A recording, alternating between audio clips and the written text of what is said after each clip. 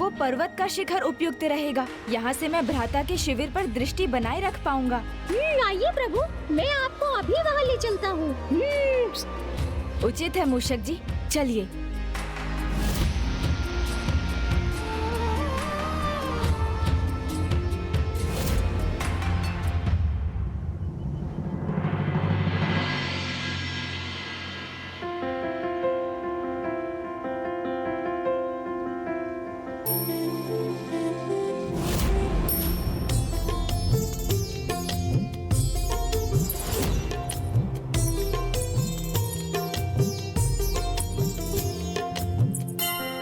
स्वामी, मैं शीघ्र आपके निकट पहुंचूंगी।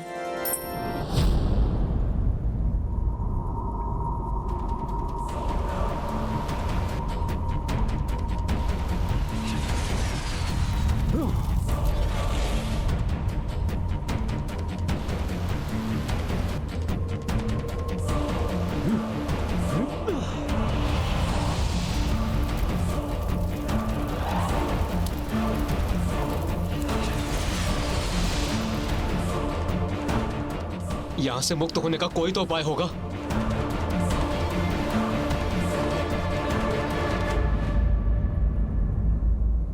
अब चिंता मत कीजिए, हम यहाँ अधिक समय तक बंदी नहीं रहेंगे, क्योंकि मुझे प्रभु के आगमन का आभास हो रहा है। अचानक सबको इतनी थकान क्यों हो रही?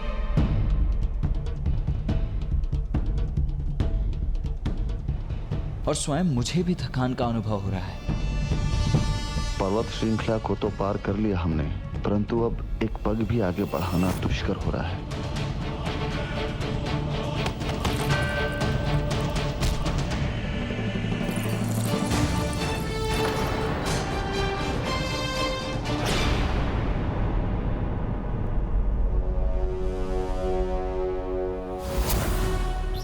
प्रभु, हमारी सेना को अचानक क्या हो गया?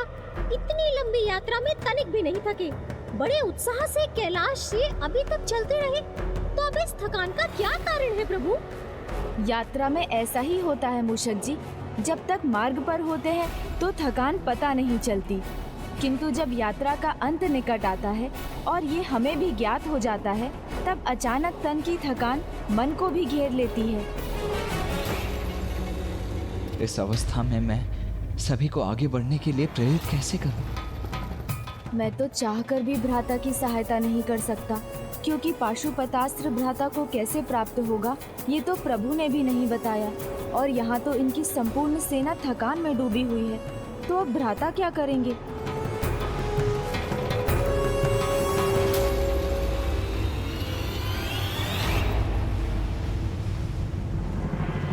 अंततः हम समुद्र के निकट पहुंच ही गए। मुझे आगे की यात्रा को संपन्न करने के लिए, उसके मार्गदर्शन के लिए प्रभु की पूजा करनी होगी। आप सभी यहीं विश्राम कीजिए, मैं पूजा करके लौटता हूं।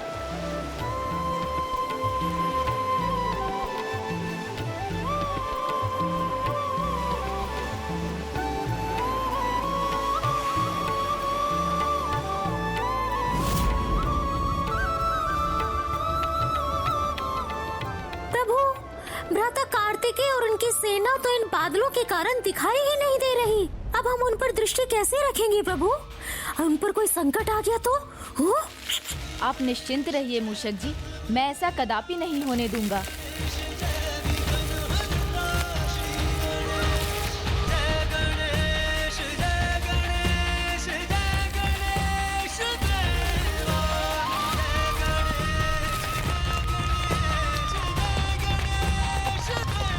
भ्राता, आपसे दूर रहकर भी मैं आपके साथ हूँ।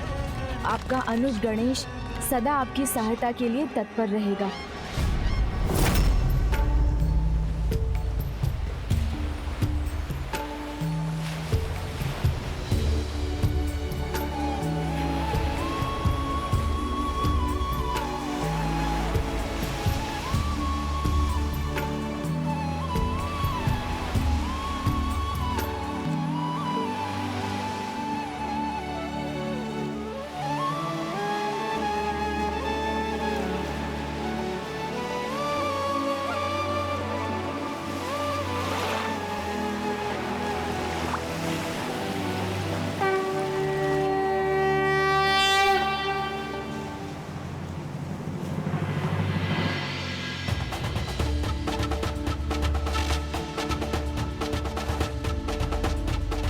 जल में यह शिला तो बिल्कुल शिवलिंग की भांति ही प्रतीत हो रही।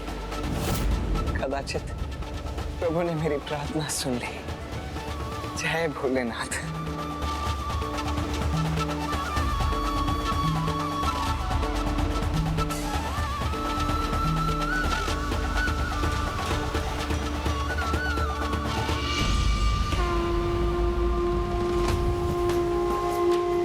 वीरबाहु,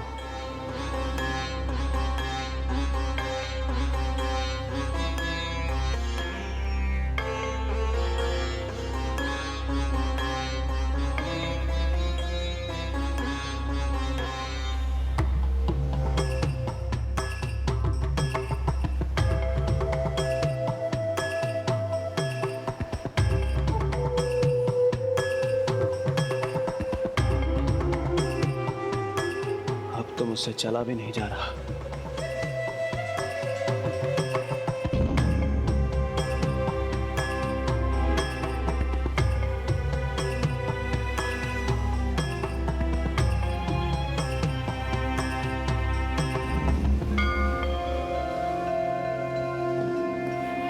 हे प्रभु, मेरी इस पूजा को स्वीकार कर मेरा मार्गदर्शन करने की कृपा करें।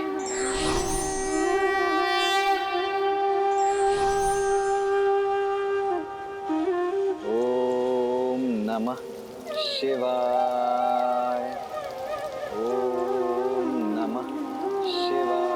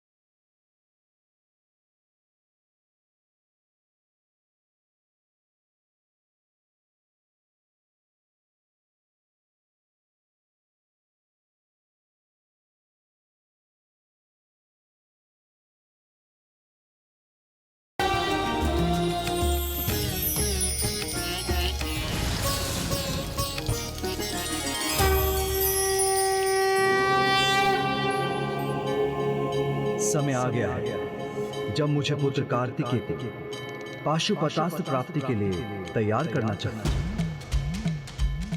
तैयार तो मुझे भी करना है देव सेना को उसके भावी जीवन के लिए। प्रभु, मैं तो स्वामी कार्तिकेय के पद चिन्हों पर चलते हुए पंचभूत लिंगों की यात्रा संपन्न कर अपने लक्ष्य के निकट पहुंच रही हूँ। किंतु प्रभु, आपसे इतनी विनती है, आशीष दीजिए मेरे स्वामीनाथा को कि वो भी आपके पद चिन्हों पर चलकर अपने लक्ष्य को प्राप्त करें।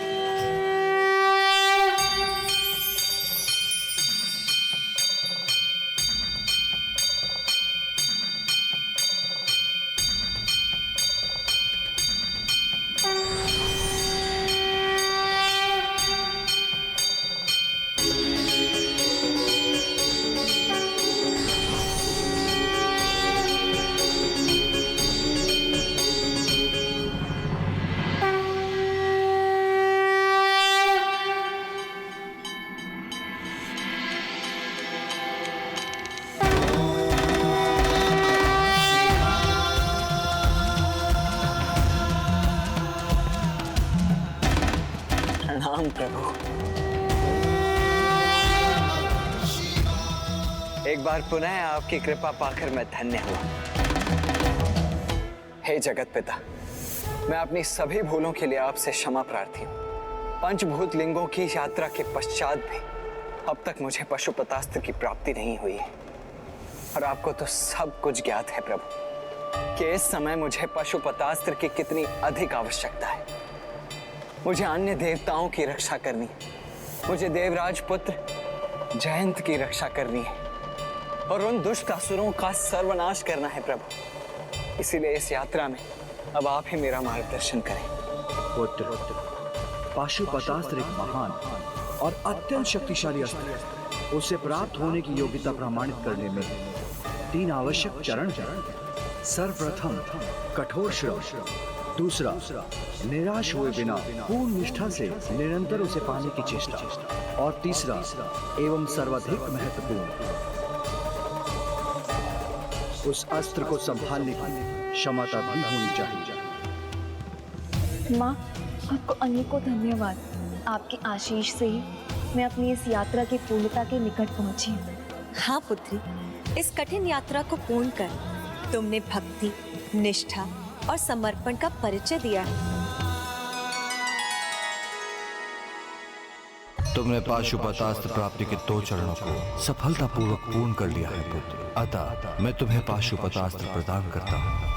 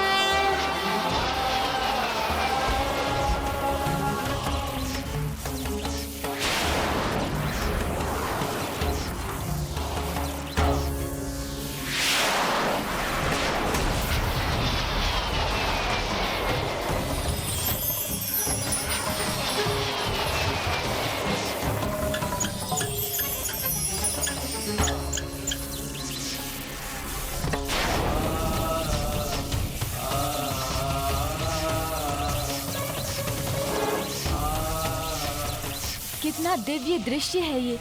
सृष्टि के समस्त पशुओं की ऊर्जा से इस महान अस्त्र पाशुपतास्त्र का निर्माण हो रहा है।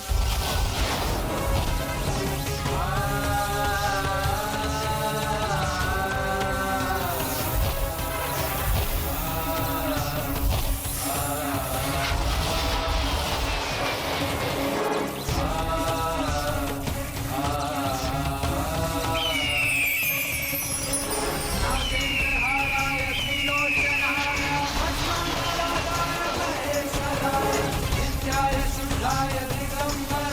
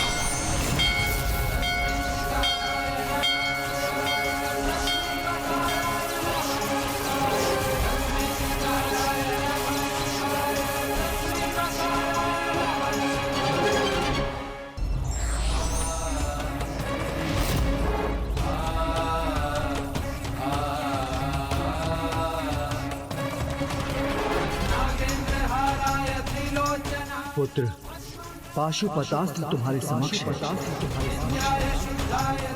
इसे प्राप्त करो, इसे प्राप्त करो।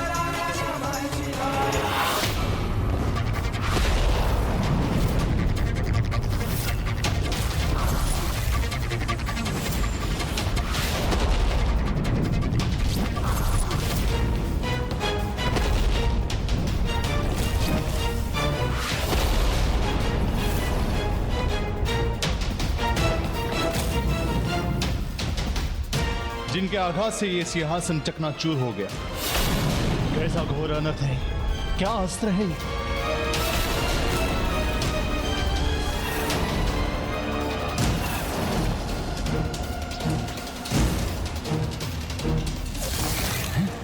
ये क्या हुआ? अवश्य ये भ्रम था मेरा, किंतु फिर ऐसे भयानक अस्त्र की कल्पना क्यों की मैंने?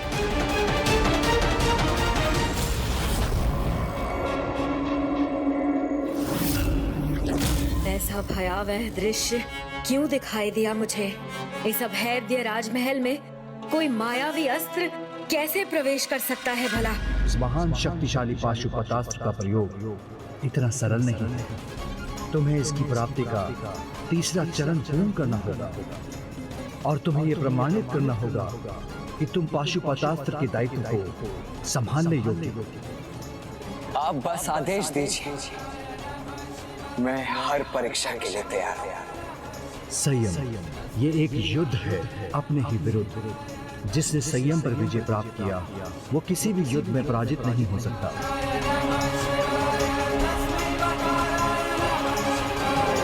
इसीलिए पाशुपतास्त्र को संभालने के लिए इस परीक्षा में उत्तीर्ण होना है। जो संयम बनाकर रखना होगा, तभी तुम्हारी यात्रा संपन्न होगी और तुम पुत्र कार्तिकेय से भेंट कर सकोगे।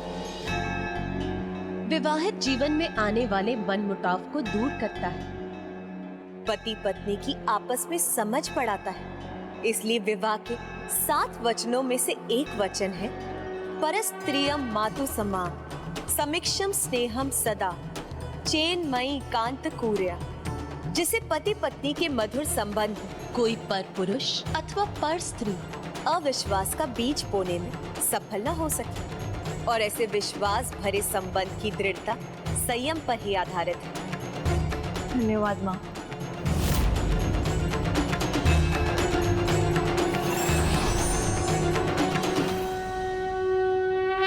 संयम का परिचय देने के लिए तुम्हें मौन व्रत रखना होगा। आपका वचन मेरे लिए आदेश है। आप जो भी व्रत कहेंगे मैं उसके लिए तैयार हूं। तब शस्त्री मौन व्रत धारण करो। तब शस्त्री मौन व्रत धारण करो। मैं आपको ही साक्षी मानकर संकल्प लेता हूं कि कल प्रातः से मैं 6 दिन का शस्त्री मौन व्रत धारण करूंगा। व्रत के प्रत्येक दिन का आरंभ मैं प्रभु पूजा में 1 सहस्त्र 8 बेलपत्र और 1 सहस्त्र 8 पुष्पों के अभिषेक से करूंगा। दिन में एक ही बार भोजन करूंगा और भोजन की मात्रा भी उतनी ही होगी प्रभु, जितनी आपके प्रसाद से एक बार में मेरी मुट्ठी में आ जाए। इस परीक्षा में जिस संयम को प्रमाणित करने की आवश्यकता है मैं उसे प्रमाणित अवश्य करूंगा। आप बस मुझे आशीर्वाद दीजिए प्रभु कि मैं इस परीक्षा में सफल रहूं।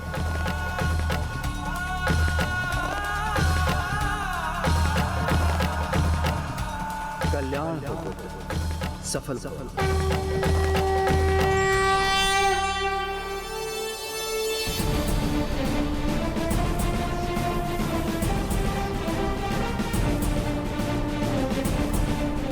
इस परीक्षा में जिस संयम को प्रमाणित करने की आवश्यकता है मैं उसे प्रमाणित अवश्य